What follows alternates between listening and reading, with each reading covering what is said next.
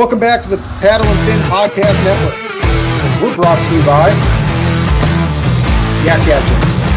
For all your fine quality kayak fishing accessories, go to yakgadget.com. Pelican cases, cooler, and lighter. Go to pelican.com. And the 153 Bait Company. For all your hard and soft bait needs, go to the 153angler.com. Now let's join our special guest around the campfire. Welcome back, everyone. Another episode of Feather for your host, Brad Hurlbus. And tonight we have on a special guest, Jay Dowd. So we're going to bring him in right away. Welcome to the show, Jay. Hey, Brad. How's it going? It's going really good. It's middle of December. We're kind of in our winter break, so this episode actually isn't going to air till January. It's kind of nice being able to work ahead and kind of take that pressure of always having to have an episode every 2 weeks off me for a little bit. Sure. So that'll be nice. We got Christmas coming up. It's late season for grouse, which if we can keep out of some of this deep snow, my dog will still perform well. So it's a good time of year, actually. Oh, yeah.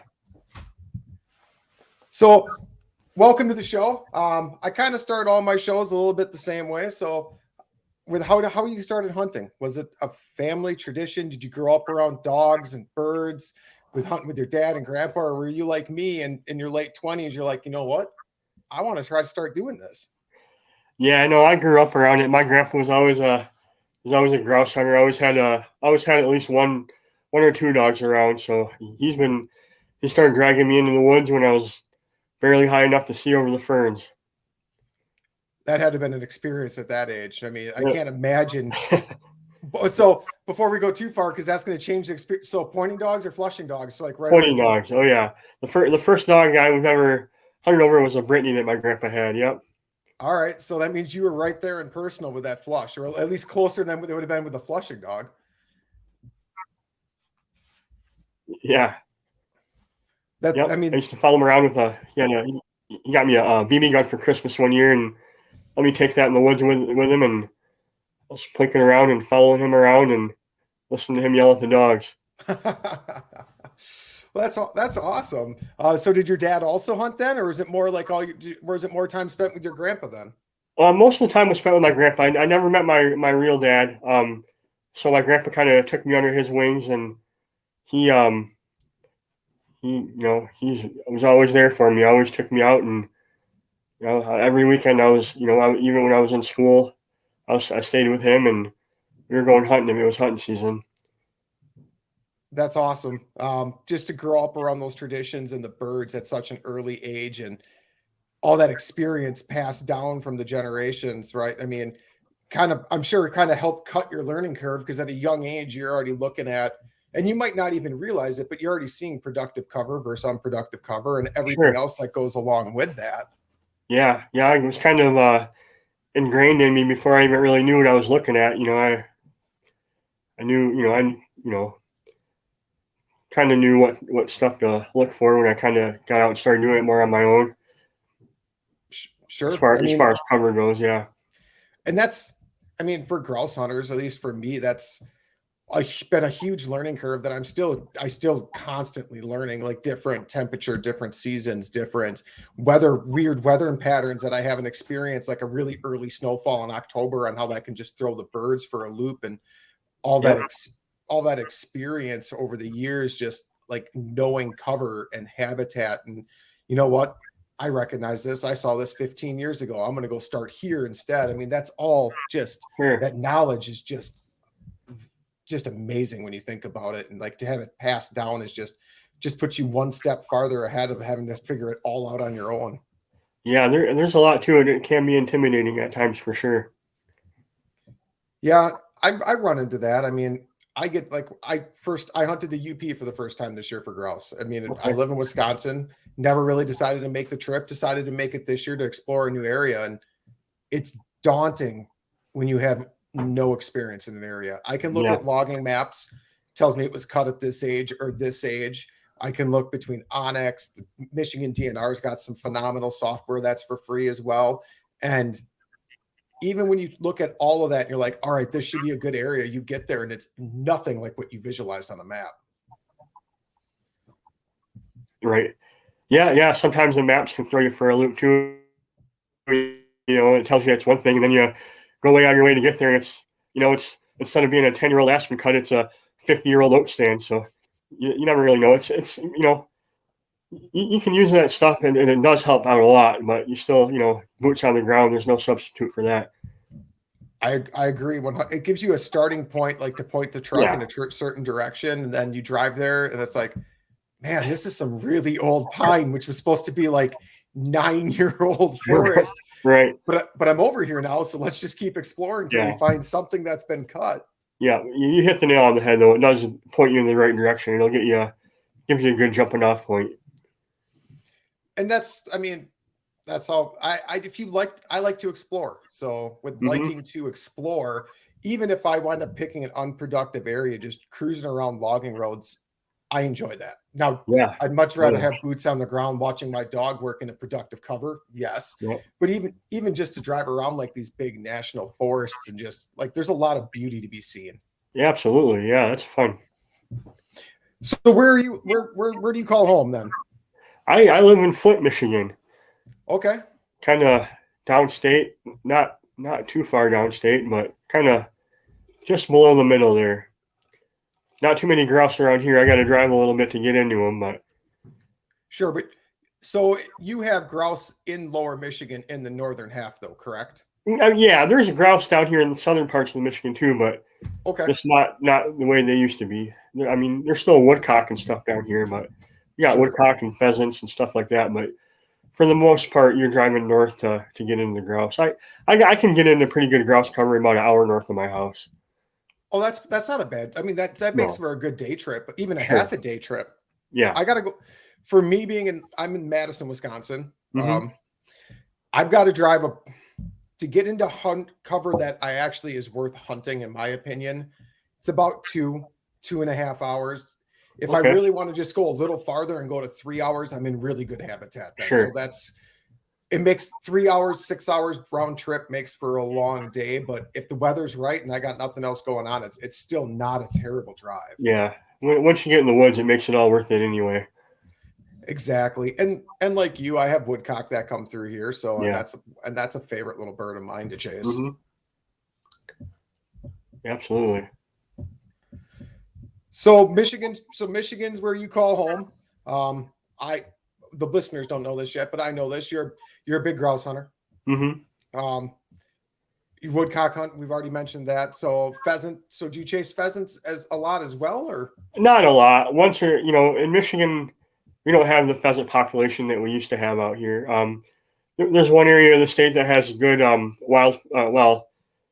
pretty good wild pheasant populations. Not nothing compared to out west or anything like that, but I go over there once, maybe twice a year now. I mean, up until last year, I probably hadn't pheasant hunted in almost 10 years. So not a real big priority on my list, but I like doing it once I'm out there for sure.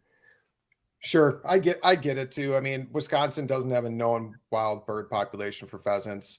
We have a DNR program that puts pheasants out. That's nothing I really care to chase. I'd much rather go chase wild grouse and wild woodcock. And to be an hour away from grouse territory in which you are, I mean, I wouldn't.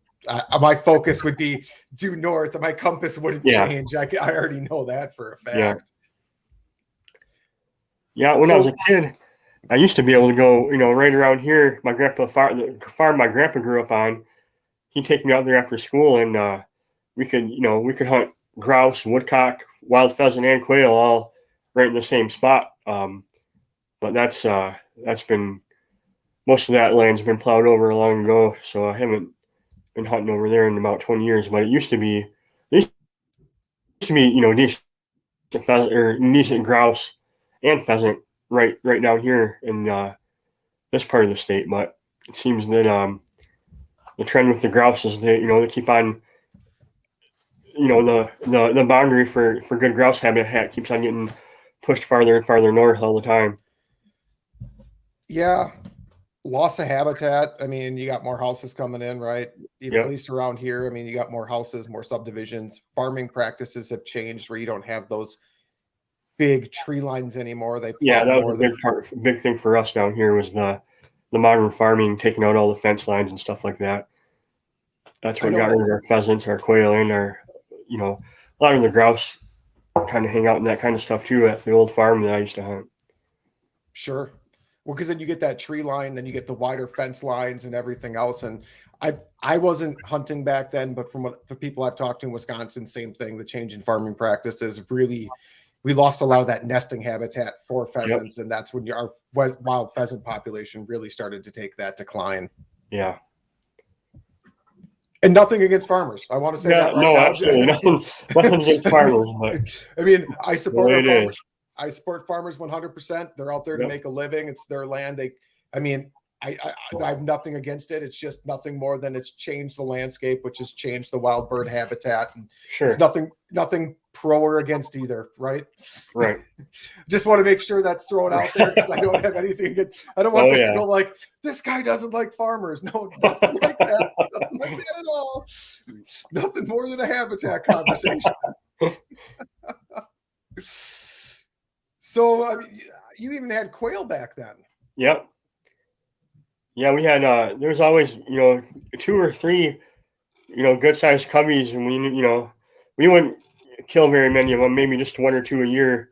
But we mostly just used them to run our young dogs on, and it was always fun putting them up. And I'm fortunate to have been able to take a few wild quail here in Michigan, and there's still a few of them around. I had a friend that messaged me a picture. He had one in his had some in his backyard over the spring and summer. So there's still a few of them around. We still have a season on them, believe it or not, but it's been a long time since I've actually seen one myself, probably 20 years. And even if and I'm not going to speak for you, but I'm assuming even if you did flush a covey, that I wouldn't shoot at it. I wouldn't shoot them. No, it'd be nice just knowing they're there. Right, exactly. Be more like, because hunters are one of the greatest conservationists out there, right? And even though the DNR says that it's illegal to have that season, we normally, a lot of us go one step farther. Whereas if we see like an endangered bird or something like that, where even if there is a population, we'll let it walk, we'll let it fly, and we'll just enjoy that sight of that flush and the dog work.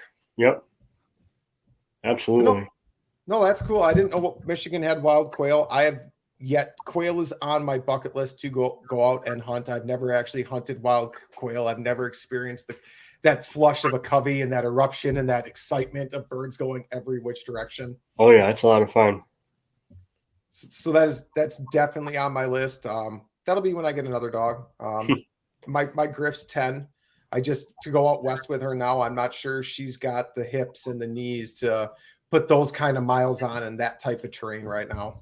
Yeah, it's a big country out there. You really need a lot of dog power when you go out there and try to, you're out there for any length of time at all, definitely need a lot of dogs on the ground.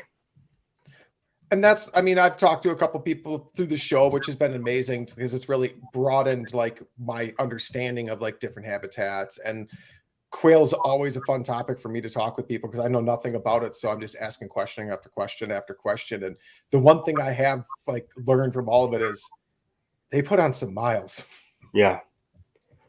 Yep. Hunting them here, my grandpa, he knew where every cubby, was right at the old farmstead, and you could walk right to a certain fence line or an old barn or something and knew right where they'd be. But a few years back, I went up to western Oklahoma and hunted them out there, and it was quite a bit different. Like you said, we put on a lot of miles, to find the birds that we did, but it was pretty fun.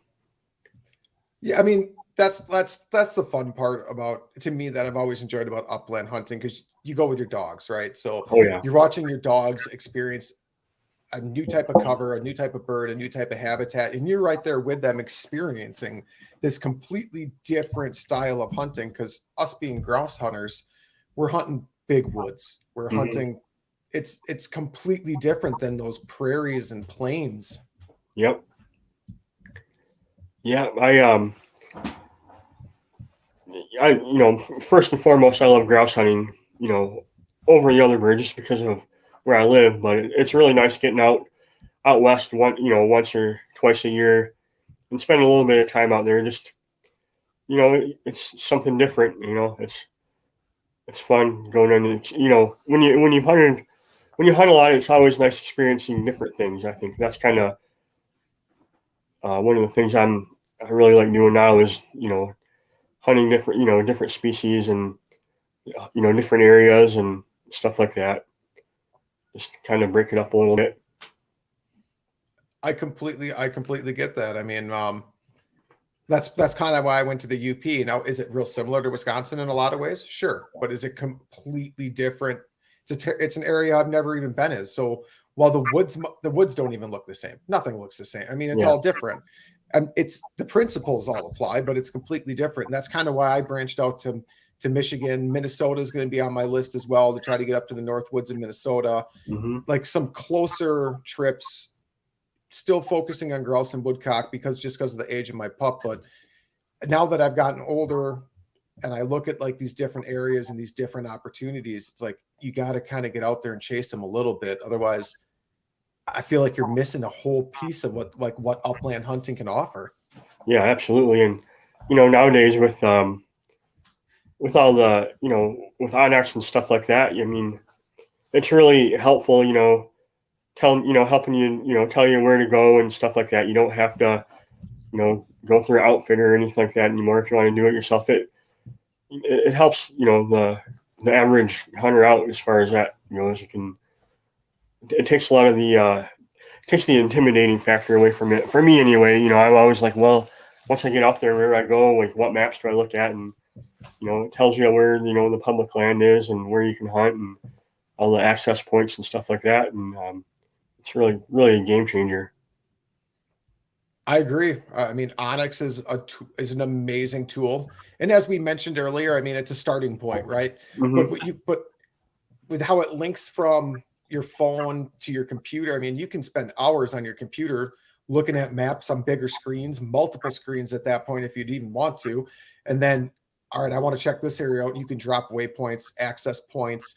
You can drop waypoints in different sections of cover that you might have to walk to, and you bring all that with you. Absolutely. Yeah. onX is great for that kind of stuff. You know, the thing about onX I like that's different from some of the other mapping software is it really doesn't tell you, as far as Michigan goes, I think you guys got different layers over in Wisconsin, but it just kind of tells you like boundaries and stuff like that. You know, the problem with some of the other mapping softwares that we've had here in Michigan is like, it puts basically like a red dot in like good grouse cover. Sure. So, I mean, it's like a bullseye for all the other hunters. So it just seems like all the, you know, most of the hunters are kind of all jammed up in one spot now, you know, and,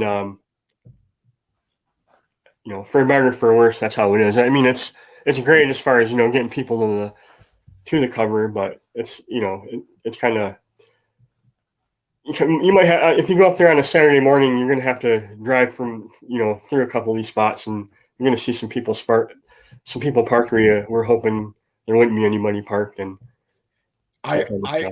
the internet has made things far less secretive, right? Yeah. I mean, it's opened up a lot of knowledge that before took hours of driving and boots on the ground, whereas now you can look at national forest layers that tell you what year they were cut. And if you know what year you're looking for, you can eliminate a ton of land right then and there.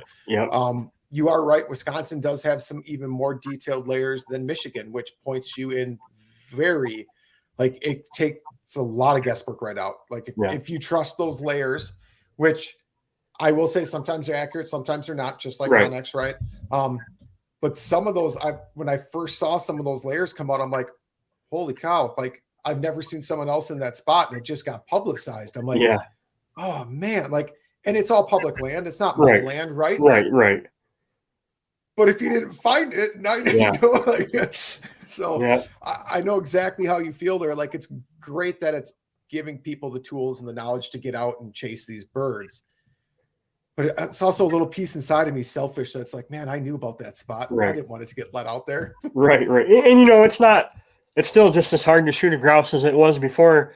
But, you know, it's just one of those things. And another thing, I mean, just because onX or whatever is telling you, you know, a piece of land is good, you might get there and even if it's good habitat, there might, it doesn't mean there's going to be birds there. You still got to get out and hunt when it comes right down to it. Agreed. And even if it is good habitat, it might be good habitat in a different part of the season, right? It could be really good Absolutely. early 100%. season habitat. It could be And good late season. that's one of the things you kind of got to figure out as you go along is when to hunt where, Right. And that takes just time in the woods. I mean, it really does. And even when I think I'm hunting the right areas, I'm still not like this past grouse camp. It was extremely hot. And we had a plan where we know where birds are going to be when it's hot, right? So we went and we hunted those areas and we still only moved a handful of birds. And on my way back at a random rest stop, I saw a guy pull up. I had my camper, I had my griff out walking her. And you could tell I was an upland hunter just from the setup. He rolled up in a camper. He had 3 GSPs in the back. Him and I start talking. Turns out we were staying 10 miles from each other. It's 2 different campgrounds, like right by each other. I'm like, so how'd you guys do? He's like, one of my best years ever. I'm like, really? I'm like, I couldn't find him. He goes, you should have been hunting here. I'm like, that's where I was hunting. He's like, what were you hunting for habitat? I'm like, this. He goes, you were doing it right. You probably just weren't deep enough. I'm like, oh, man. That's one of the great things about grouse hunting and bird hunting. There's so many variables. The weather, the habitat, the food source. And when you get hunting over pointing dogs, if you get one pointed, then dog's got to do its job right, and you got to be in the right place at the right time, and then you got to make the shot when that comes along. So, and when that all comes together, it's it's a pretty special feeling. I think that's what what everybody really feels. I mean, and it's not just with pointing dogs, with flushing dogs too. It's all different nuances and stuff like that. But it's just it's when everything comes together between you and your dog, it's a really rewarding experience. I agree. I mean, if it wasn't for my dog, I wouldn't upland hunt. I enjoy upland hunting, and I enjoy it's not about killing birds. It's about watching my dog work habitat. It's about watching my dog still struggle sometimes to figure out pressured grouse, to figure out how much she can pressure them without bumping them, and waiting for those. And she has on and off days as well. So some days she'll just be like a rock star, and I'm like, wow, we're finally figuring it out. Then the next day she'll just be like, she forgot everything. I'm like, what just happened? Yep, we have those days too. So as I said, I have a griff. I have a wired hair griffon. You said you had a Brittany growing up. So did you stay with Brittany's, or did you kind of change pace? And no, my grandpa had a Brittany. That was the first dog I remember, and then for whatever reason he got into short hairs and he started breeding them. But my stepdad, when I graduated high school, he got me an English setter. From back then, it was a pretty well-known breeder from out west. And after I got that setter, I mean, it was a good dog. I mean, I didn't know what I was doing training him or anything, so it just happened to. I lucked into this dog, right? And it was a good dog, and my grandpa liked it so much he got a setter, and then we both had. I've had setters ever since then. So and that was in the mid '90s when that happened. So. All right, so setters. I've been hunting over a setter for I think she's going to be 13 this year. So my best friend and I had a lab. He has a setter, and his setter's 100% deaf, actually. Yeah. So I mean, I've been hunting over a deaf setter. On top of that, and her nose was amazing. I mean, the setters. I mean, I've been nothing but impressed with the setters I've hunted over. They're pretty good. One thing I found is, man, it's all about your personal preference. Every dog is just as good as the next one. It depends on if you have a good dog or not, right? A good setter is no better than a good pointer or a good griff, or I just happen to like setters, and I like their temperament. The ones I had anyway. I've also seen some setters that were rascals, and I wouldn't want them around. But it's kind of what I got, what I stuck with, and I'm a setter guy now. I have 5 of them, but my oldest setter lives with my grandpa now, and she's retired, so I got 4 of them that I still hunt with and live in my home now with me. All right, that's a good size pack. I mean, that gives you plenty of time. I mean, that gives you plenty of fresh dogs where you can work a lot of cover in a day with 4 dogs. Yeah. And as you were saying, like with dogs, I mean, each dog has its own personality, right? Where I've hunted over good setters. My lab was great. I love hunting over my Griff. I've hunted over GSPs. I've hunted over Brittany's, and each dog is slightly different with how they work a field or work the woods and everything else. And not comparing the lab as that's a flusher, so completely different comparison. But Right. setters have a different way to work the woods compared to a Griff, compared to a GSP, compared to a Brittany, and Right. you can have good dogs and bad dogs in each, obviously, and a lot comes down to training and temperaments and good breedings. But as you were saying, like you found like the setter fits your personality great. Where I really like my Griff right now, but if my style slightly changes, a GSP might slightly suit me better, or Sure.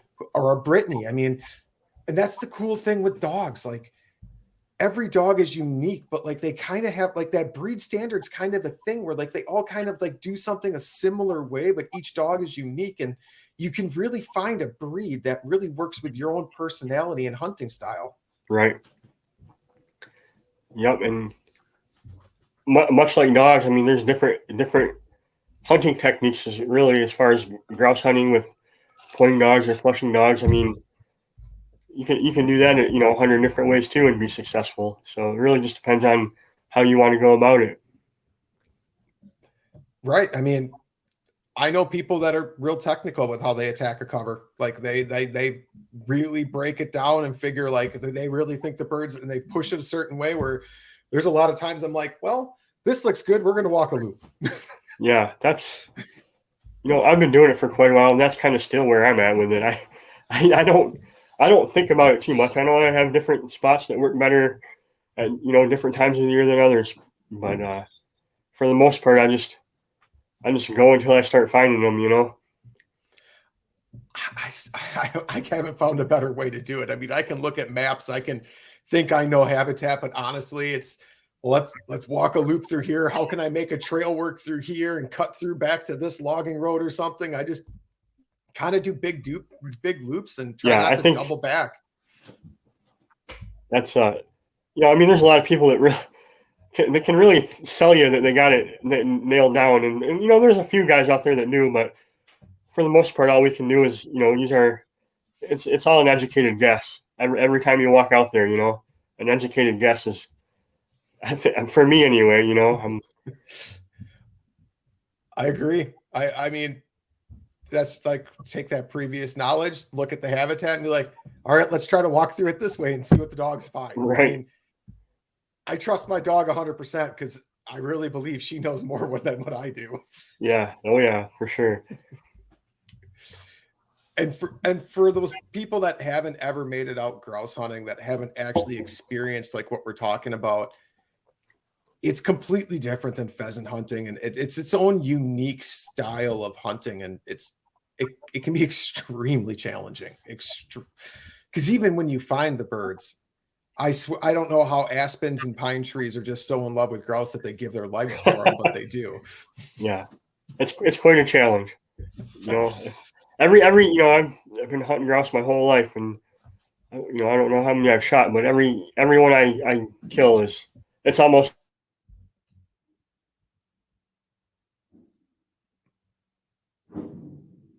Oh boy, we lost you here for a second. I'm sure you'll come back in here shortly, hopefully. Little bit of technical difficulties. He probably can hear me right now. You probably can't even hear him. I just can't hear him. So we'll hang out here for a second. Maybe write the time down. Maybe do some fancy editing if this doesn't come back real quick here.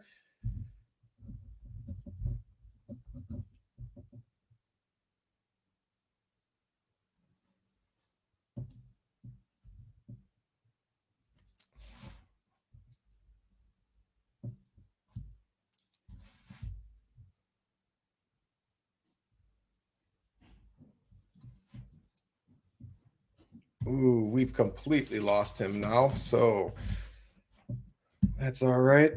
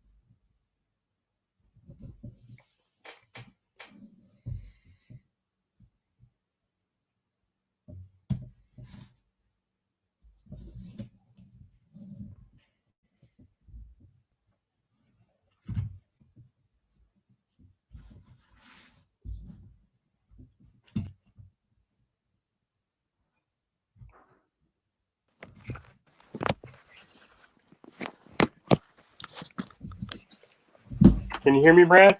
I can hear you.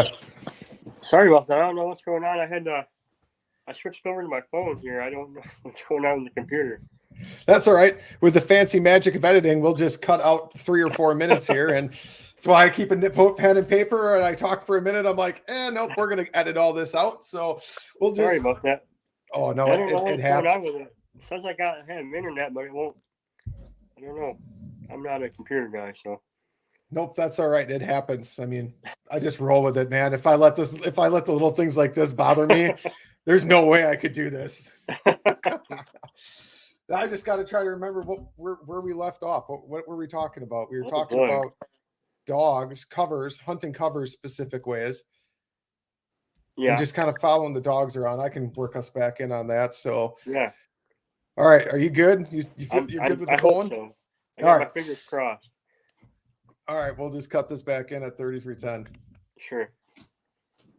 All right. A little bit of technical difficulties, but we're back. Jay's back in the house, and we're going to try to pick up right where we left off, which you would think that was less than 3 minutes ago, and I already kind of forgot. But I know we were talking about chasing dogs around cover, so that's an easy point to pick back up.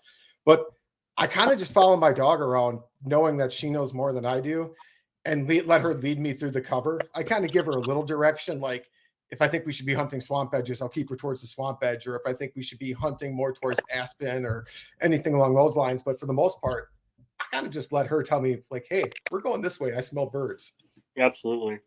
Yeah, with me, I kind of, I'll try to zero in on food sources for different times of the years. And I think that's really your best option as far as grouse hunting goes. There's certain foods that you're going to be in for, you'll find them in acorns all year long. I know they gravitate them towards them more later on in the year, but it's just, I kind of, I don't know. I guess I don't really know what I'm trying to say, but I try to go towards food sources and then let my dog figure it out. If you go where the foods are, you're going to find grouse. It doesn't matter where what food it is. Just kind of, depending on what time of year it is, I agree. Food. If you can figure out what the food source is, what the grouse are currently feeding on, that's a huge key. And I know people that bring a plastic bag with them every time they go, so they can cut a bird. As soon as they drop that first bird, they cut the crop open right there in the field, and they inspect. And then once they know, is it clover? Is it berries? Is it acorns? Is it crickets? Is it bugs? Once they figure that out, they know. Like they completely change their game plan. Another thing I do is like once I kind of figure out the food source and like, or like a different, even if I can't necessarily pin the food source down per se, say it's pretty wide spectrum for some reason, I'll look at like age of timber I'm hunting them in, like, and look at my cover, and I'll just focus on like different age groups of timber. Right. Yeah, I think that the grouse are going to be in the best food they can get at the time during the season with that has the best adjacent cover. Um, but as far as the food sources go, like I do the I used to open up the crop a lot, but man, now I'm like, all right, I'm going to go hunt acorns today, and I'll go and hunt acorns, and I'll open up the crop, and oh, it's full of wintergreen leaves or something like that. You know what I mean? So when I think I got them figured out, I mean, I don't know. I'm just getting lucky, really. That's all I'm doing, I think. I mean, you've got so much more grouse hunting experience than I do. I mean, you grew up with it, and I love the fact I feel like I'm not far behind you in certain ways, because I'm like, when I'm out there hunting, it's like sometimes I'm like, I feel like this is more dumb luck than actually any type of knowledge I have. Yeah, I mean, like I said, you stay making an educated guess every time you go out there. For me, anyway. I don't want to. I know there's going to be a few guys out there like, oh, I know what I'm doing. This guy must be an idiot. But for me, I'm just making an educated guess. I go out there, I use all the information I have available, and sometimes I get into birds, and sometimes I don't. And sometimes I'll get lucky and hit one of the ones I get into. But and that's the best part about the luck right there. I mean, they're such a fast little bird to hit, and the way they can maneuver through trees like a little fighter jet, it just blows my mind that when they rocket off and they take off, that I haven't seen one whack a pine branch or something yet. Like I've never seen it. Right. Yeah. It's crazy. That's part of the reason why it's so rewarding when you actually, when you finally get one after you miss 4 or 5, and then you finally, when it all comes together and you hit one, and that's what makes grouse hunting so great. But it's just crazy, when you take when people that haven't hunted them out for the first time, they, man, I don't know about you, but man, so many people that see them for the first time, I mean, you got to tell them that, man, you're going to have to start shooting at these birds, regardless if you see them or not. You know what I mean? I know exactly what you mean. Like, I feel like they're almost like awestruck. Like they see it flush, and it's like all they see is fleeting glimpses of this bird, and it says like, you're gonna have to shoot, and they're like, shoot at what? I'm like, that shadow. I mean, it's kind of a shadow. I mean, you might not get a better sight picture than that, and that's kind of why I don't. I mean, I've taken a lot of people out grouse hunting that I've never grouse hunted before, but it's not normally where I start them. I normally start them with woodcock. Yeah.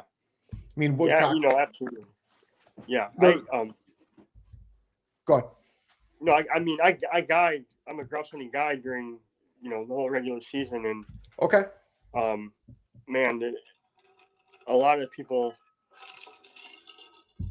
they watch a lot of birds fly away before they finally realize, like, oh man, that's the best look I'm going to get at when I'm going to have to start shooting. And but as far as woodcock goes, that's the way to start somebody off. And as far as hunting grouse is, woodcock. They handle better for the dogs. They usually give you a better shot. They hold better. I think a lot of that better. They hold better, which allows you to get closer, get people in better positions. They don't spook as easily. Like, you can pressure a woodcock a lot more with getting people walked up closer to the bird. They seem to fly different. I think the best I heard is they fly more like a helicopter, where they go up then out, where a grouse just is like, they'll stay low and fast and weave, whereas a woodcock, you'll get the ones that fly like a little squirter here and there, but a lot of times they just pop straight up before they head out. It's almost feels like it's more controlled chaos than the ultra chaos of grouse hunting. Absolutely. Yeah, they're definitely more predictable. So with guiding, how has that experience been? I mean, not necessarily like people experience, but like the working of other people, like over your dogs. Like, was that hard to get over at first? Like, especially in like the chaos of the grouse woods? Yeah, honestly, at first I really didn't know what to expect, and I've been doing it for 7 years now, and man, it grew from something that kind of I wanted to try, but I was anxious about it, to something that I've really, man, I love being able to do it. I like being out there without a gun and just following my dogs and helping out other people. And just some of these experiences for people, they drive up from a couple states away, where they and a lot of the people I've never even seen a grouse before, and man, it's to see how excited they get, and it's really it's really a great experience.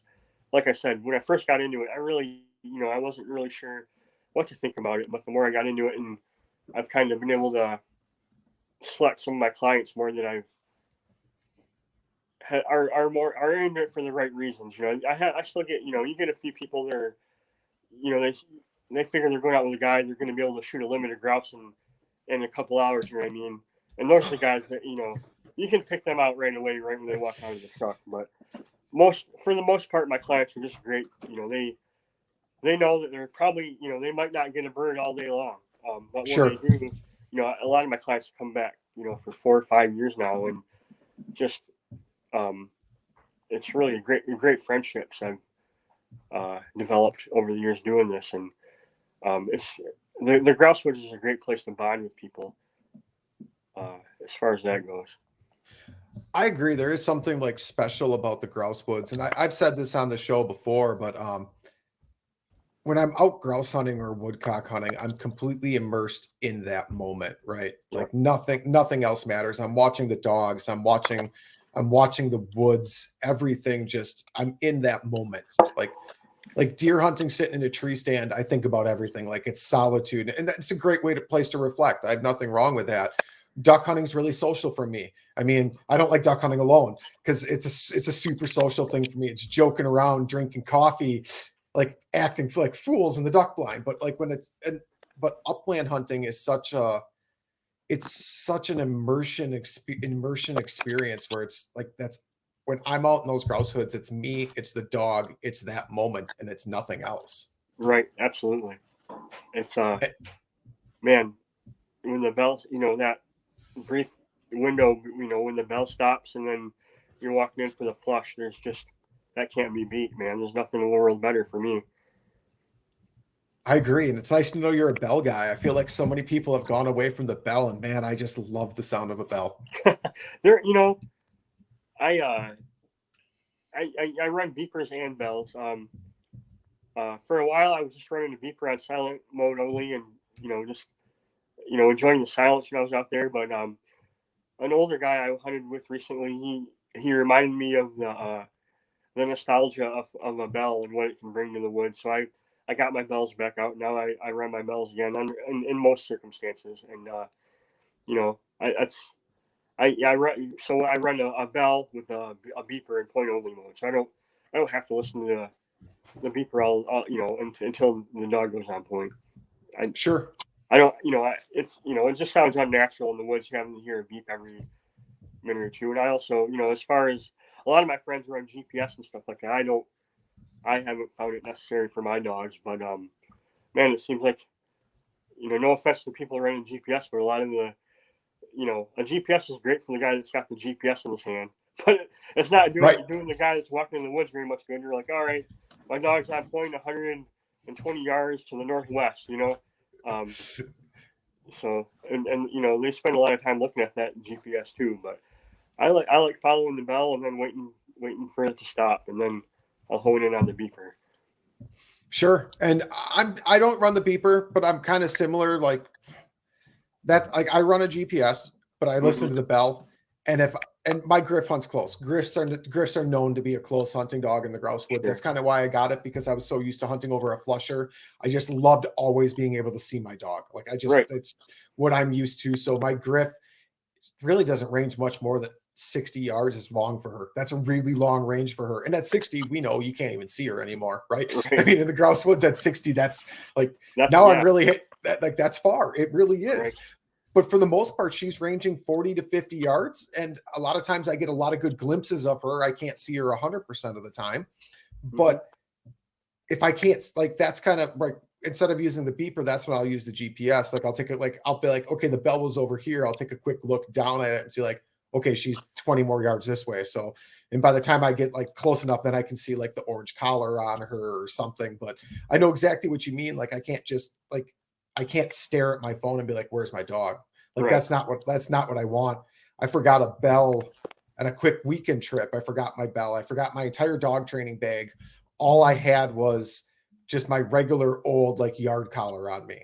Sure. And I'm like, oh boy, this is gonna. And I hunted for 2 hours. I'm like, I can't do it. I Right. drove around every store in the closest town until I found some sort of bell that would work. I'm like, it just felt too wrong. Like it just Right. like I felt like I trust my dog. She's never ran away. Like it wasn't the fact that I didn't have the Jeep. It was just that I had no way of locating her at all. And if she does push out past 40 yards, but she will, I have no idea where she is anymore. And then if she goes on point, I don't want to call her off a point because now it's like now I'm trying to like scold her for doing what she's supposed to do. I'm like, it was just turning into a bad situation really quick. Sure. Yeah, it's all about what you're comfortable with. I got a lot of friends with almost everybody uses GPS now, except for me. And if I got one and using it, I can be on another podcast in a week from now talking about how great they are. But yeah, I always use the bell. And then, man, I remember when my grandpa got, he sent away and got one of the first beeper collars I ever saw, and this thing was crazy compared to what they are now. This thing looked like a beer can velcroed to the dog's collar, and that thing took about 15 minutes to get going, and it only worked about half the time. But sure, now they've, and like I said, I run them on silent. I only use them to, when I'm hunting with clients or other people. It's a lot easier telling them, all right, when the beeper collar starts beeping, walk that way, than to be like, all right, I got a dog on point 110 yards to the west. And, right. I find that it's a lot easier to get in good position, especially for grouse when you can be right next to the dog and not see it. It's really, and position is really important for shots. To get a good shot. And I think that the beeper really helps like that. And I've got a lot of, friends now that run GPS collars that'll run a beeper with, on point only mode, just for that reason, that it's a lot easier just to start walking towards the beep than it is to look on your phone or your unit. And, especially when you're trying to get other people in on the point too. Sure. No, that one thing when it's just you, but when you, like I said, if I'm following a guy that's got a GPS and he's got a dog on point, I don't, all I'm doing is following him at that point. And when you're following another guy to a point, you're not going to get much shooting in when you're walking towards your grouse dog. For the grouse, I mean, you bring up a super valid point I never even thought of, because I follow that bell around, and most times I don't need to look at my GPS, but I'd say it's probably 50-50, because sometimes she is far enough out there where I do need to look at that. But you bring up a valid point. I mean, following the sound of a beeper allows you to keep your eyes up, especially if she's on point and your pressure bumps that bird. At least you're looking in the right general direction, and you might actually get a shot opportunity. Yep. Yeah, and like I said, that's just what I do. There's a lot of people that are probably scratching their heads right now thinking I'm an idiot, but that's what's worked for me. Well, everyone makes the argument, right? Grouse get used to bells, and bells, they scare birds, or beepers scare birds. And, you should just run 100% silent on a GPS collar. And I know people that are successful doing that, and their confidence level's high enough that they can. It's just, I miss the sound of that bell. And maybe that's because it's just what I started with, because the person that mentored me when I was in my 20s, my best friend's dad, he ran a bell. And that was before, he'd been grouse hunting forever, before collars were even a thing, and they just ran bells. I heard that argument, and I believed it for a while. That's why for a while I was running my dogs with nothing, no bells or anything, and beepers only during point only mode. And then once the dog would beep, I'd locate him, I turned the beeper right off. But then I gradually, once I started reintroducing the bell and stuff back, and I found that it really, for me anyway, it had little to no effect on the birds at all. I mean, I think a lot of these people have these little tricks and stuff they think work and stuff like that, and I think that's great. I mean, I've got them, and there's just 100 ways to do it, and man,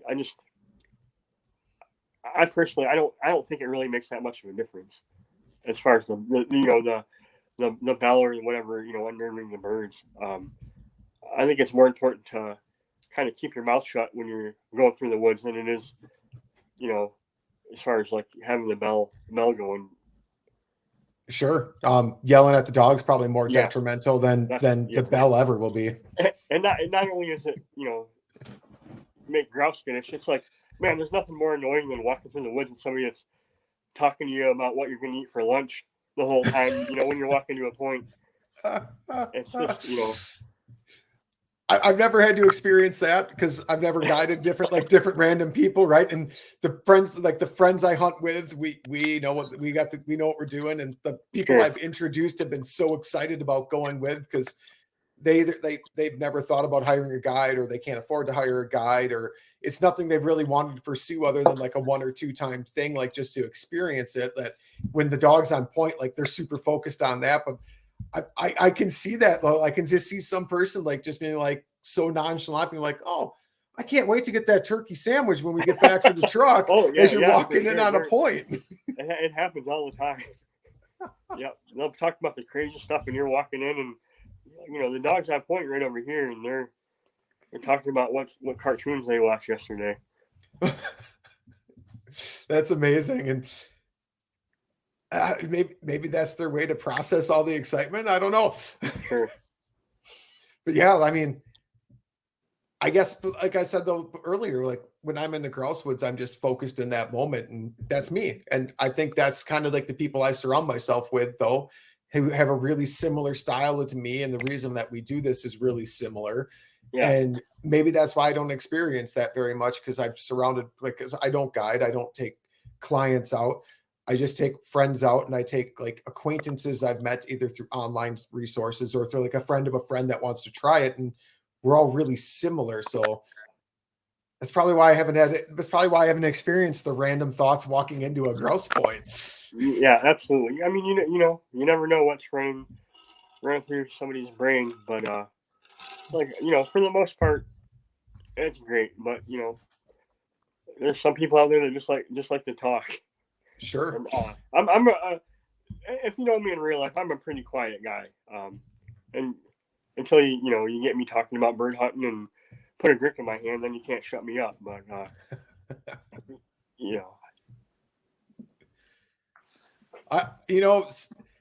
you would think for me, like being like a host of a podcast, I'd be like this super outgoing, like just walk up, talk to anybody in the woods type of, and I'm not. I'm really not.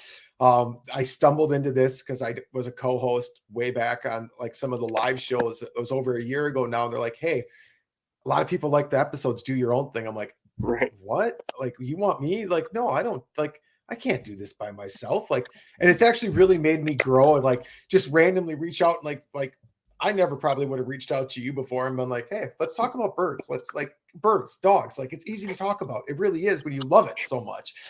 But like, if you would just randomly see me like grouse hunting, like I might say like 15 words, be like, hey, how's your hunt going?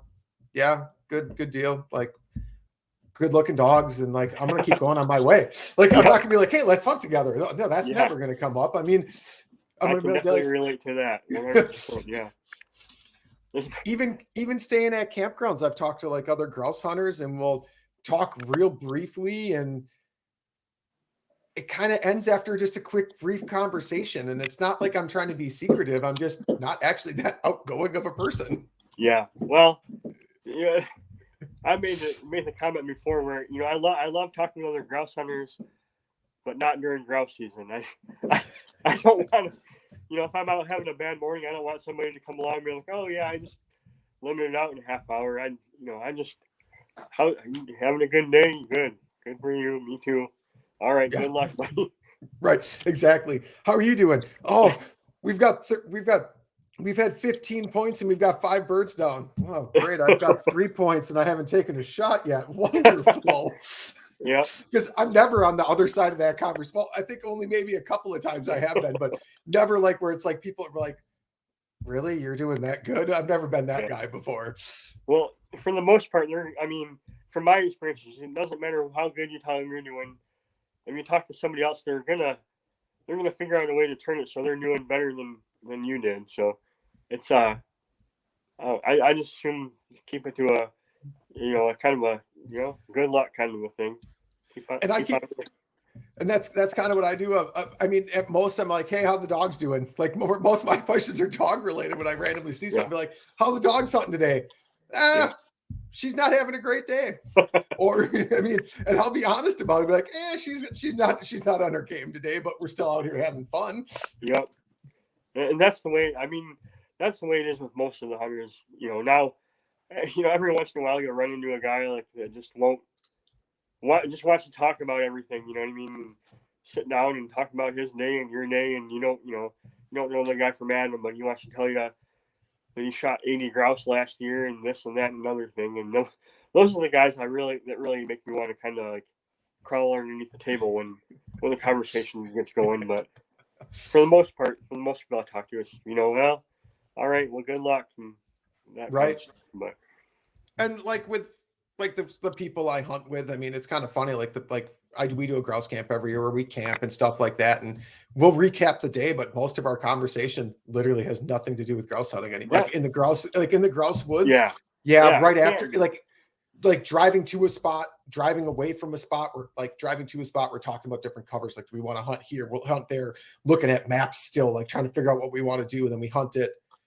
Afterwards, we kind of like recap, like, oh, we found birds in this cover. Where's the next cover like that? Like, but then after the hunt, it's kind of like, oh, let's talk about what else we've done all year, right? I mean, absolutely.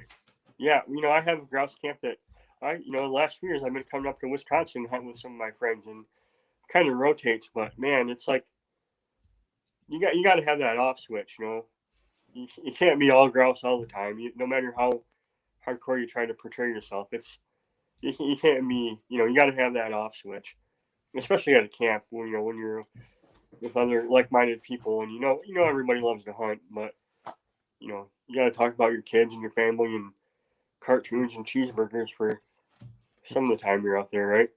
I agree 100%. I mean, as we all love grouse hunting. I mean, we probably love grouse hunting too much, and I think that kind of mutual respect's kind of like, yeah, we could talk about this all night, but we're going to be talking about the same thing over and over, and we all have different experiences, but we all share a lot of experiences, even if we haven't hunted together, right? Like, we've all had those experiences of, well, us that hunt over pointing dogs have actually, like, the dogs work perfect. It's got that great point. It's been steady to the shot. You actually connected. It's got that good mark and retrieve. Like, those moments are amazing and you want to share them. But at the same time, like, you have to like roll it back a little and say, hey, like, this is grouse camp. It's more than that. Like, it's camaraderie. It's a shared experience of more than just hunting. It's a blending of all of us together, like around a passion that's more than just that. And honestly, I'm glad you brought that up. Like,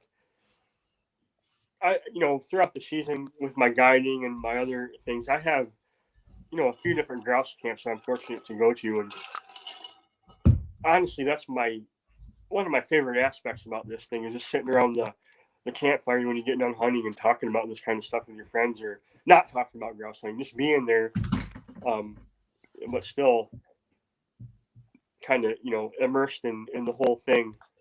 I don't know if that makes sense or not, but no, it makes perfect sense, because that's why you're there, and you're all excited to be there to hunt grouse. And yeah, there's a lot of, but there's a lot of like other experiences, like cooking dinner, right? Like, just as simple as like cooking dinner, drink, or like someone brought a rare bottle of bourbon or whiskey or something, and they're talking about like, oh, I really like this beer, try this beer, and there's so much more to it. And no, we're not all alcoholics. I'm just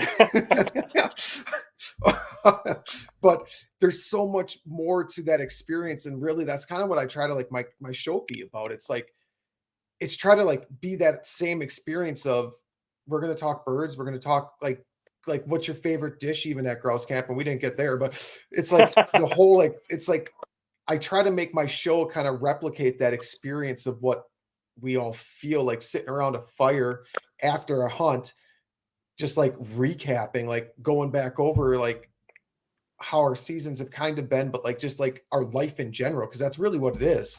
Yeah, absolutely. I agree 100%. That's, like I said, that's one of my favorite aspects of the season is going to different grouse camps and getting to talk with different people about different things. And, it doesn't have to be about grouse hunting, because we all know that's on the back of our mind, but around the campfire, that's what tomorrow's for. And you can talk about anything else. You're sitting, next to the campfire.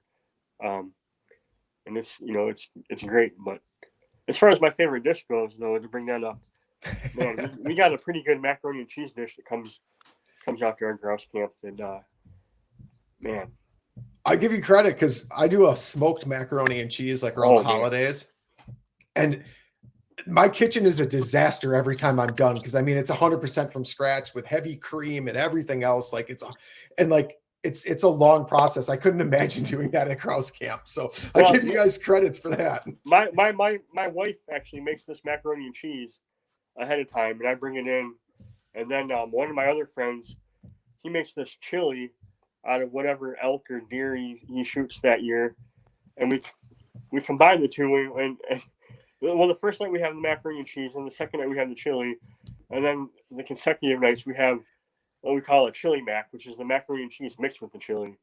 That's awesome. That's what we really look forward to. That's awesome. Our running camp tradition for the past 2 or 3 years now for a meal for us is I've been bringing my smoker with, and we've been smoking, and I've been smoking brats for like 4 hours, like a really low, good smoke. And then we bring a skillet or like a Blackstone with, and we chop up a bunch of onions and peppers and mushrooms and everything. And then we get all that going, and then mix all like the smoked brats. We slice them and throw it all in there into like this big, I don't even know what you'd call it. Like it's just this big meat and pepper and veggie thing on the skillet, which is all seasoned and greasy and oily. And it's pretty darn amazing. Yeah. That kind of stuff's great, man. You need that kind of stuff, around the grouse camp. If everything was all grouse and dogs and guns all the time, I don't know, it'd be pretty cool, but it'd get boring after a few years, I think. I think it would just get to be a little over the top, it'd just be too much of the. I mean, you only can have so many new stories around dogs, and I mean, and that's like what we've already said. Like that's the great thing about camp. Like last camp, we went up fishing. Like we got done cooking dinner, and we were sitting right on the lake. I brought my canoe, and all of a sudden it's 10:30 at night. We're like, let's go see if we can find some walleyes. And I caught a 19-inch walleye, which you're allowed 1 over 18. I'm like, hey, we just got a midnight snack, and we actually went back and filleted it and cooked it on the fire right away. That's awesome. You know what? You'll remember that for the rest of your life. Oh yeah. I mean, we probably shouldn't have been out there after a couple of beverages, but we were, and it was amazing. I mean, it was just this great experience. And it's funny because we were out there and we had like, we fished, my buddy and I fished. So it's not like we don't know what we're doing, but we've never been on this lake before. We're just throwing random lures. We have no electronics. We don't even know what the depth is. And like my third cast in, he turns around because like I said, we had a couple cocktails. He's like, are you even going to try to catch a fish? And he just like joking around, like, are you even going to try? The next cast, I was hooked up with that walleye. I'm like, fish on. He goes, quit lying. And he looks back and sees the rod's bent over. He goes, you really have a fish, don't you? And we're in this canoe, so it's kind of tight quarters, but I'm a big paddle guy, so it's no big deal for me or him. But so I bring it up to him and he unhooks it. I'm like, that's a good walleye. That's like over the slot, and I'm allowed 1. And he goes, I'm like, do we want to keep just 1 fish? He throws it at the bottom of the canoe. He goes, it's a snack. It was just, that's great. And that's kind of what our grouse camp is. I mean, and that's what I love about it, because it's not just like the dogs and the hunt. It's like, it's just an entire immersion experience, like grouse hunting in itself. And I don't know how to, I don't even know how to portray it in words. Yeah. I mean, I have my grouse camp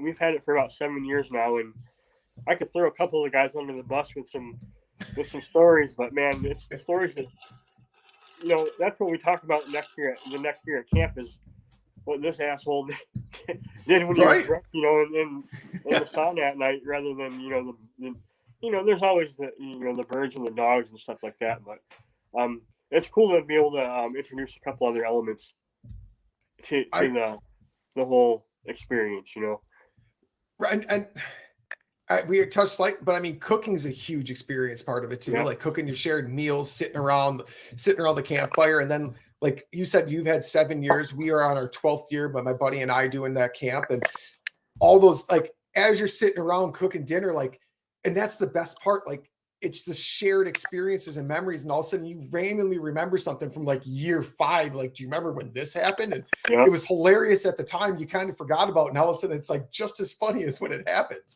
Yeah, absolutely. The camp experience for me is fantastic. I've recently, I grew up when I was a kid. One of my fondest memories about hunting was my grandpa's deer camp. Not to get off the subject of grouse hunting, but I remember they had my grandpa and all my uncles and everybody had this great deer camp here in Michigan, and the spot where they had the camp is it got cut down, and then when it regenerated, there's no spot to camp there anymore. Sure. But I don't deer hunt a lot, but me and one of my grouse hunting buddies have went back and recently started having a deer camp again in the closest spot near, the old spot where my grandpa's camp used to be. And man, it just brings back so many memories of me when I was a kid. Just like before I was even old to hunt, I'd walk out to the, there's a corner there where the trails all met, and be looking down the trail, waiting for one of my uncles to get back and seeing if he was dragging a buck or not with him and stuff like that. And it's memories like that you make with your friends, especially at camps, that really stick with you for your entire life, I think, anyway. I agree 100%. I mean, deer camp's a big one. I mean, lots of people have deer camps. We had a deer camp for a long time, and we keep talking about bringing it back, and we really should, just because it is that experience. And my friend's son is getting to the age where he's going to want to start coming, and that's a conversation him and I have a lot, actually, is we need to get on this, and we need to get a deer camp set up, just for the fact that we don't want him to not have that same experience that we were able to have. Like, that is such a, like, he's going to start coming to grouse camp as well. But those camp experiences, and grouse camp and deer camp, are both magical, but they're both completely different. Like, at least for us, they've been like the camaraderie. It's the same camaraderie, but it's around a different basis. So it makes the camps have a completely different feel, both completely magical in their own right. And absolutely. As we talk about that, I don't have kids, but I take kids out hunting, and I have nephews, I have nieces, and I don't want them to not be able to see that experience that camp, because that it's just, there's something so magical about it, especially when like everything gels with like that group of people. And it seems like that's how camps, like, they filter people in and out sometimes, but it's really when you get that good crew together, which kind of just seems to happen. Like, that's when the magic really can happen. Yeah. I agree 100%. Grouse hunting is, my love, but some of my fondest memories are of deer hunting. I don't really do it that much. That's where I look back on it. When I was growing up, it seemed like, you go up to the state land, and man, there's a deer camp on every corner. And now, man, you can drive a long ways in between deer camps now up here in Michigan. I don't know how it is out in Wisconsin, but it's not the way it used to be as far as that kind of culture goes. So that's actually one thing I've really been missing. We used to go up north. To where we grouse hunt, in that same area is where we do our deer camp. And my friend's parents had rented a cabin up there. They used to stay at a lodge, and then they rented a cabin from the lodge owner for years, and they wound up building a house and moving up there permanently. So we were up there year after year after year with the same group of people, and it was amazing.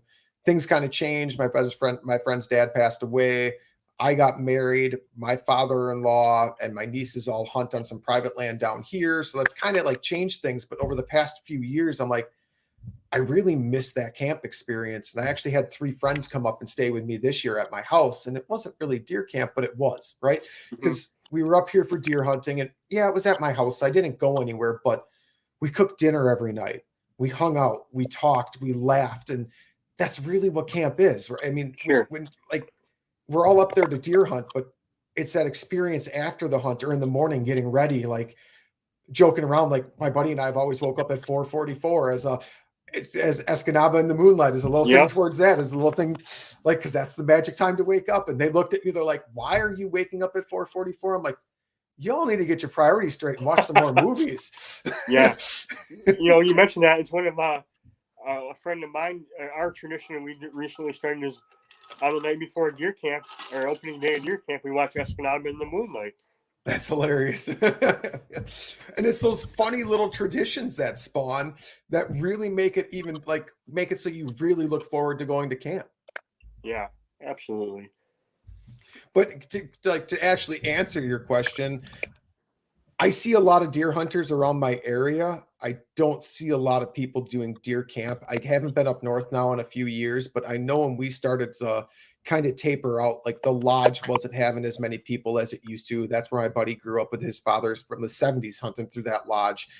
The people that used to go out like they would hunt stands, and then by Monday morning they were doing drives. The drives kind of dried up. Like there wasn't like 10 people walking through the woods anymore doing these drives. Like I would agree a lot of things have changed. And while there's still a lot of hunters, I feel like either they're not doing drives or they're not doing camps anymore. Like I feel like kind of some of those traditions are being lost. Yeah.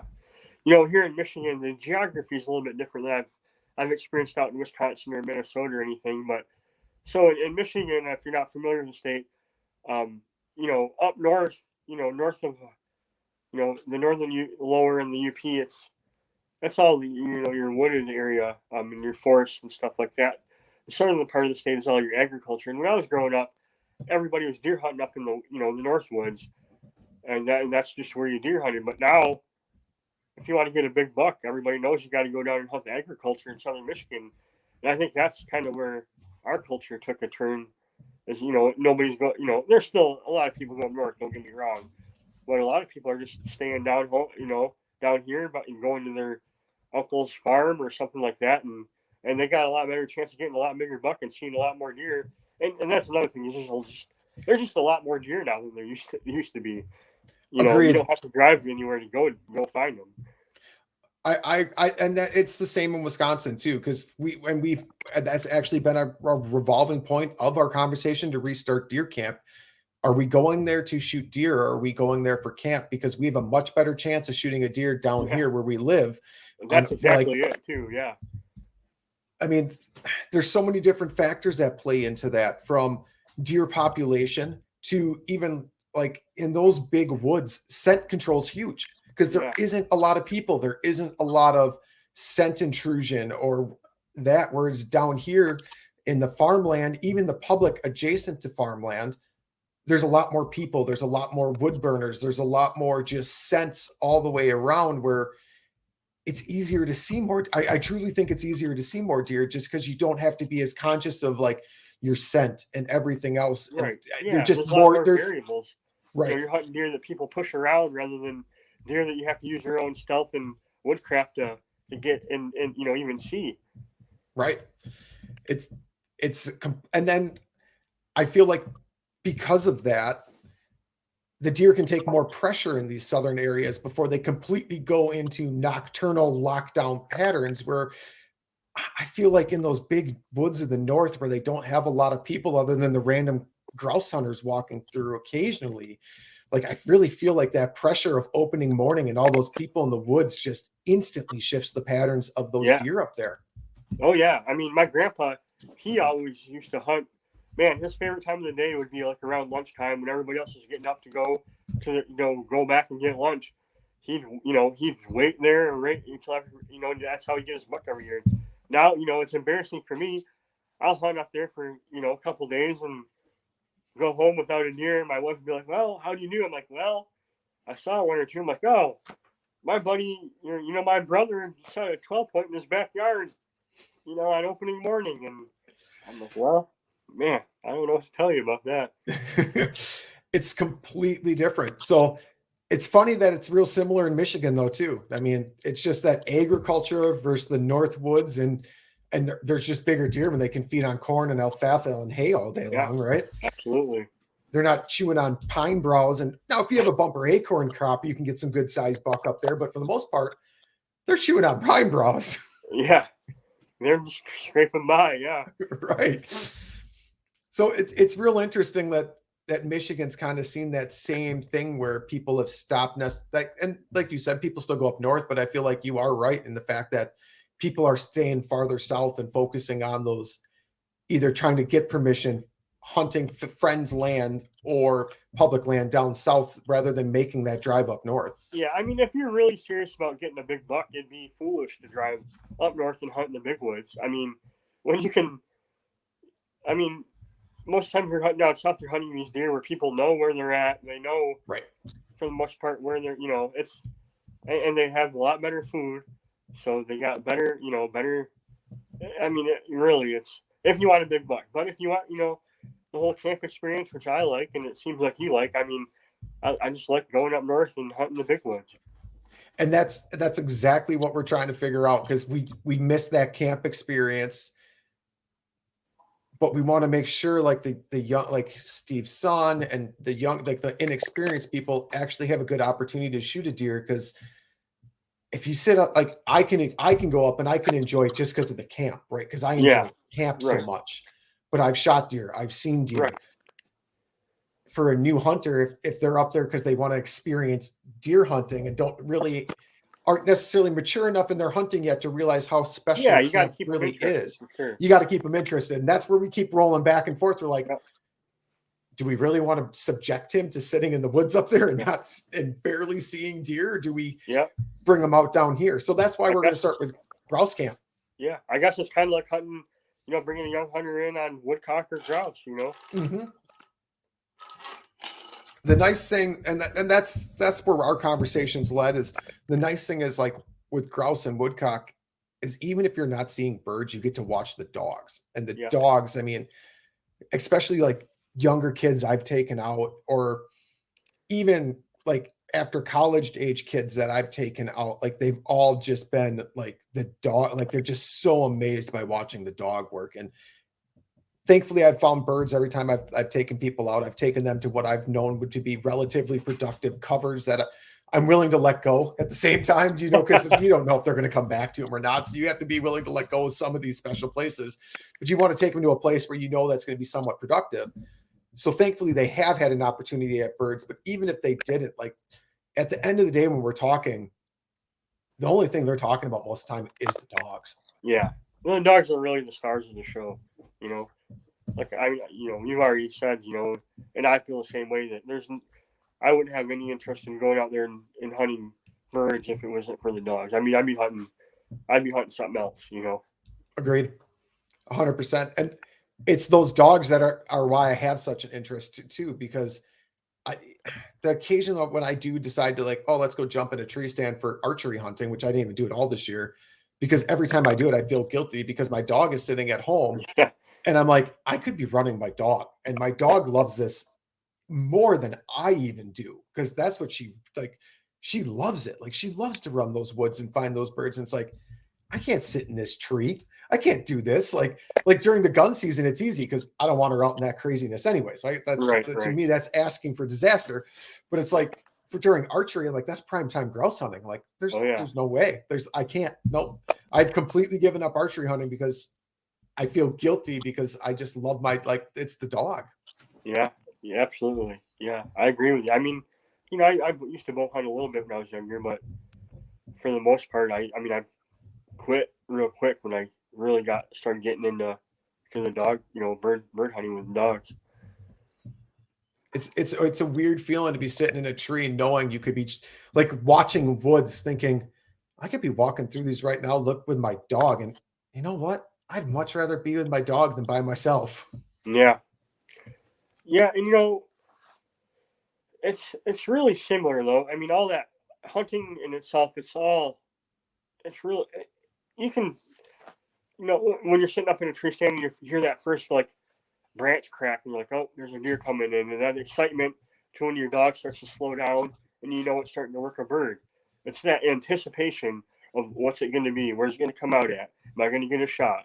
And that for me, that's really what does it. It's just the anticipation.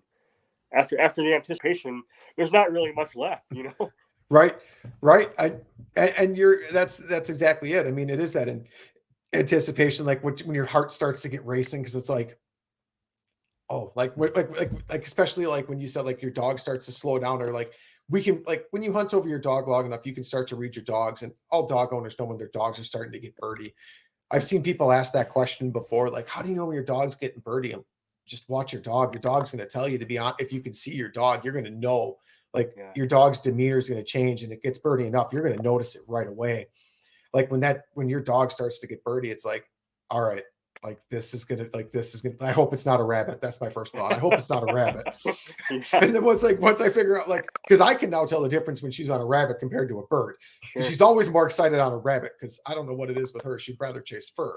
But but even like with deer hunting, like that first break, now, is it going to be a deer I want to shoot? And then that anticipation, like when you see that deer and like you don't have a shot, and then when you decide like that's a shooter, like that's a whole nother level of anticipation. Like it's completely different, because then that's like, once you decide like this is a shooter, now it's like everything gets like amped up another level. It's like, wow. And it's that anticipation. It's that, I don't want to call it a rush, but it's like that whole, like that general experience of like everything trying to come together, and like your mind's racing, your heart starts to go.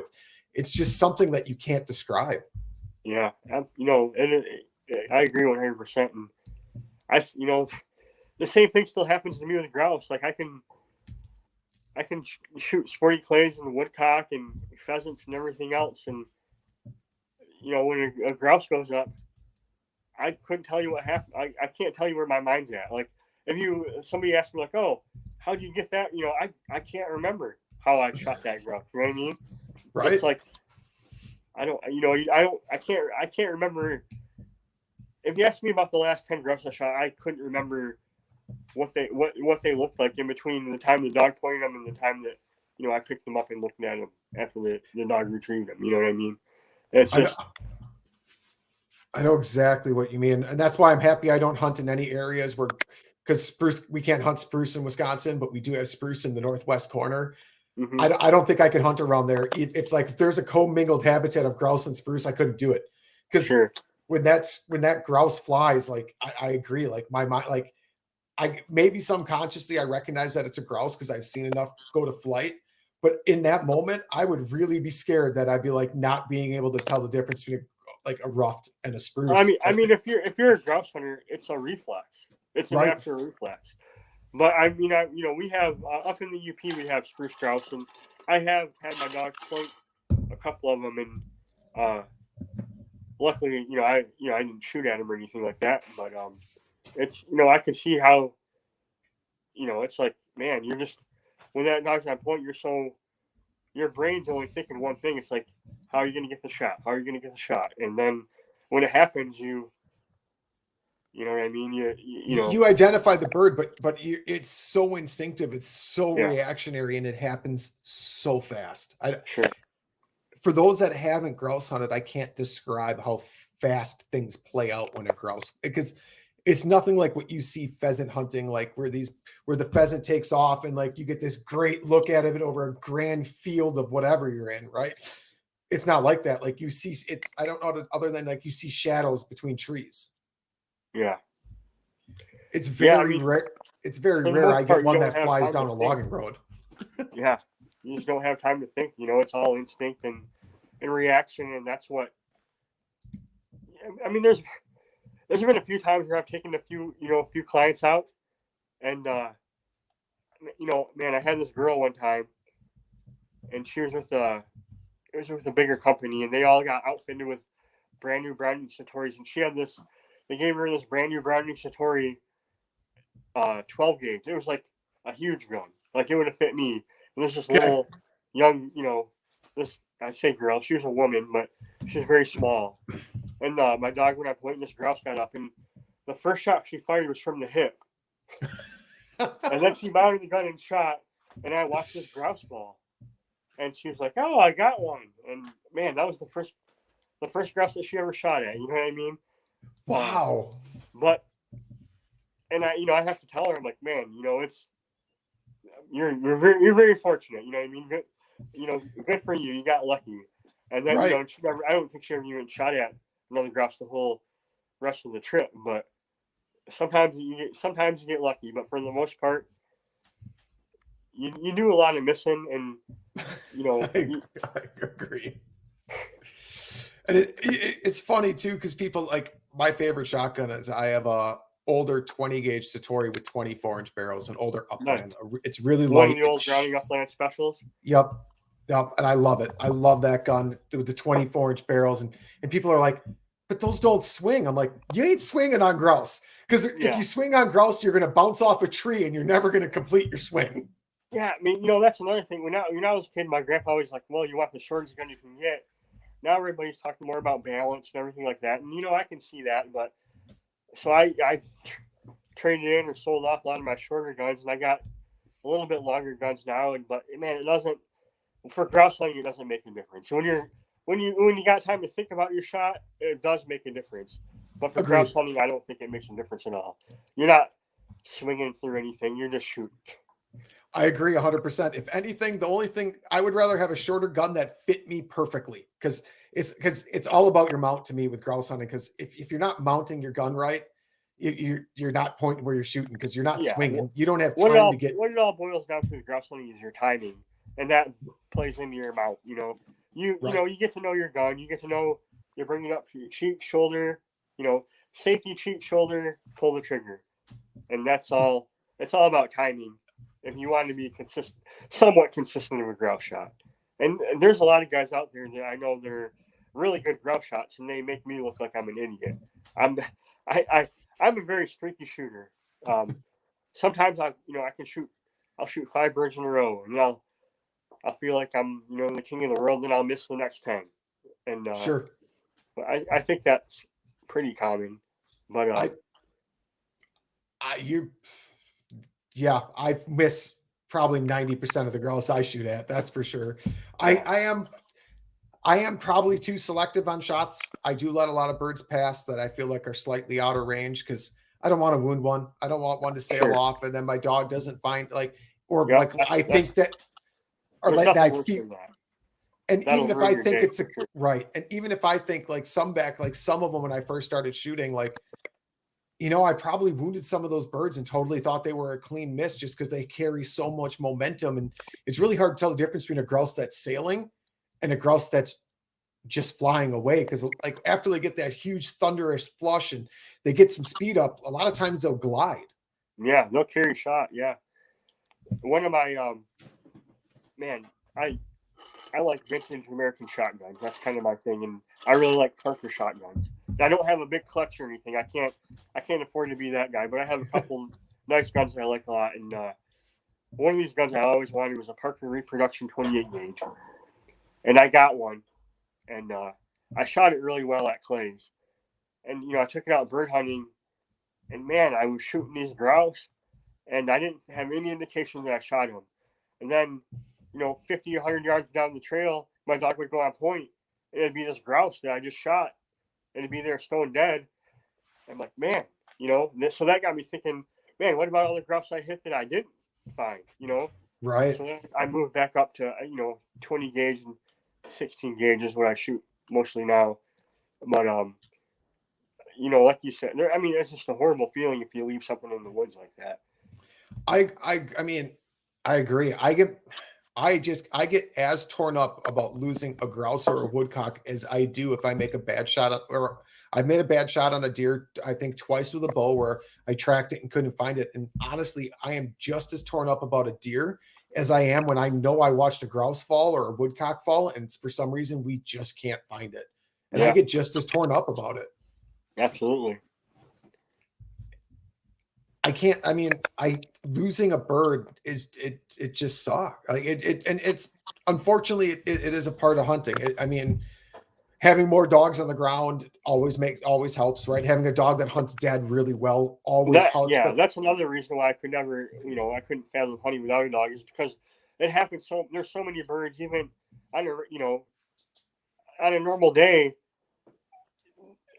there's a good proportion of my birds that would both grouse and woodcock, that if I didn't have a dog, I would not be able to find them. Because when a bird hits the ground in the grouse woods in the fall, especially before the ferns, and just where you're hunting them at, it's like finding a needle in the haystack. You can be a proponent of hunting birds without a dog, but there's just no way you're going to find a good proportion of your birds without a dog. I agree. I've watched. So I rescued my Griff at 6, and we worked a lot on Hunt Dead. And we were, and when I first got her, like it was really hard to get her to focus on Hunt Dead. It really was. And we worked really hard on that. And this year was her first year. Like I really was proud of her. Like she retrieved a ton of birds this year. So it was amazing. It was really, really good for us. I mean, we had a great year when it came to retrieving birds. But I remember watching a woodcock fall and just kept working her in that area and working her in that area and working her in that area. And I'm walking around as well. And I knew that bird was there. And it took me 35 minutes before I found it because she wasn't hunting dead yet. I was still working on that with her. And it took me 35 minutes and I knew the tree it fell in front of because it was kind of in a clearing and it flushed out of a thicket through a clearing towards an old oak. And I watched it like bounce through the branches of this oak. So I knew it was right at and it still took me 35 or 40 minutes to find this woodcock. Yep. Yeah. I mean, you got to figure if they're holding on to their last breath, they're going to do everything they can to avoid being found by whatever's pursuing them. So, right. Yeah, I had a similar experience. I was out in Wisconsin here.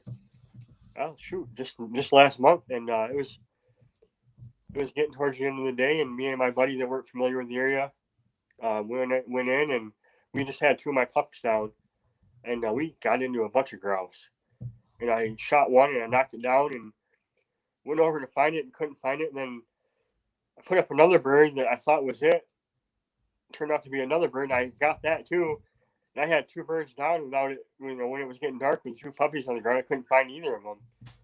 And ended up having my buddy go back and getting some of the older dogs and coming back, and they found both of the birds. But that's just another thing where people don't really think about. Just finding the birds for the initial flush is finding them after you knock them down. Which can be far more challenging. I mean, it's amazing. Far more challenging, yeah. It's amazing how that coloration of their feathers, and grouse and woodcock have completely different colorations, right? I mean, gray phase, red phase grouse, and then you got the completely different browns on a woodcock. Man, when they hit a forest floor, they disappear. You can be staring right at them and not see them. It's just amazing how well nature's camouflaged those birds. And like when you actually hold them in your hand, you're like, how does this thing blend in? It's grays and blacks, or it's reds or it's browns and black. It's like, this really doesn't look like anything that's on the floor, but when they're on that forest floor, wow. Yeah, you put it all together, and it's better than anything we could come up with as far as camouflage goes. Absolutely.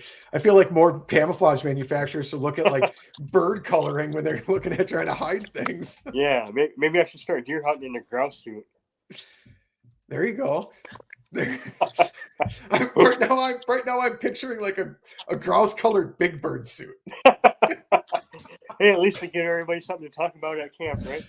Yeah, that it would.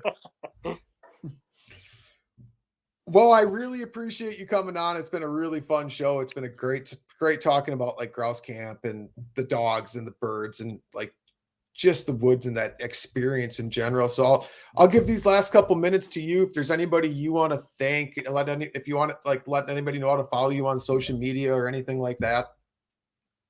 Yeah, sure. I mean, I'd like to thank my grandpa. He's really the main reason I do. I'm still, I never got interested in grouse hunting to begin with, and then my wife, she's really an enabler as far as me being able to get out into the woods in the fall goes. But really, it's just just getting out there and enjoying yourself with some like-minded people and your dogs. And that's really what makes it all worthwhile to me. So and you can follow me. I don't really get on Facebook too much, but on Instagram I'm Upland Lowlife, and that's really about it. And that's Upland _Lowlife, correct? Yep. Yeah, that's it. And then if you want to let everyone know the name of your grouse guiding business, if you are taking on new clients, if you're not taking on new clients, you can be like, I'll let you know later. Yeah, I'm right now I'm not really taking on any new clients, but get a hold of me, through my Instagram, and if you're interested in anything, and get a hold of me through there and we can talk about it. Sounds good. Well, Jay, like I said, I really appreciate you coming on. Why don't you hang out for 1 second? I'm going to close us out here, and then we'll do a brief recap after. Yeah, sure. Everyone else, to all the listeners, as always, I wouldn't do this if you guys didn't actually want to listen to me talk, which I don't know why you do. But thank you as always. And until next time, keep chasing that experience. Thanks for tuning in to another killer episode on Paddle and Fin. Don't forget to go check out our website at paddle_and_fin.com. Don't forget to check out the YouTube channel at Paddle and Fin. If you got a question, comment, want to hear from a future guest on a future episode, feel free to email us at paddle_and_fin@gmail.com. Don't forget to follow us on social media at Paddle and Fin on Facebook and Instagram. Shout out to our show supporters, Angler. The Angler button and app just makes for a better time on the water and creates a virtual logbook for every fishing outing out on the water. Shout out to Rocktown Adventures, located in Northern Illinois, for all your kayaking, camping, and hiking needs. Shout out to Jig Masters Jigs. When in doubt, get the jig out. Go to jigmasters.com